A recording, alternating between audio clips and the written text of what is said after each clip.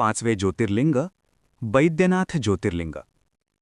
खूप खूप वर्षांपूर्वी लंकेचा राजा रावण भगवान शिवाचा मोठा भक्त होता. तो हिमालयात जाऊन कठोर तप करू लागला.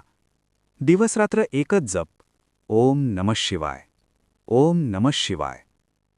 रावणाची भक्ती पाहून स्वतः भगवान शिव प्रसन्न झाले आणि त्याच्यासमोर प्रकट झाले. भगवान शिव म्हणाले, रावणा, सांग, तुला काय हवे आहे? रावण नम्रपणे म्हणाला, प्रभू, आपण माझ्या लंकेत कायम राहावे. भगवान शिवांनी त्याला एक शिवलिंग दिले आणि सांगितले, हे शिवलिंग जमिनीवर ठेवू नकोस. एकदा ठेवले तर ते तिथेच कायमचे स्थिर होईल. देवांना चिंता वाटू लागली. जर शिव लंकेत गेले तर रावण खूप शक्तिशाली होईल. म्हणून त्यांनी एक युक्ती केली.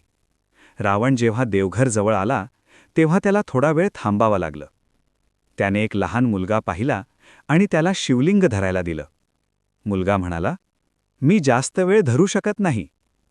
रावण उशीर करताच मुलाने शिवलिंग जमिनीवर ठेवले. रावण परत आला, पण आता खूप उशीर झाला होता. शिवलिंग जमिनीवर स्थिर झाले होते. त्याने खूप प्रयत्न केले, पण ते हलले नाही. त्या ठिकाणी भगवान शिव वैद्यनाथ या ज्योतिर्लिंग रूपात स्थिर झाले. वैद्य म्हणजे वैद्य करणारे, भक्तांच्या दुःखांवर औषध देणारे, दुःख दूर करणारे. आजही हजारो भक्त बैद्यनाथ ज्योतिर्लिंग येथे दर्शनासाठी येतात.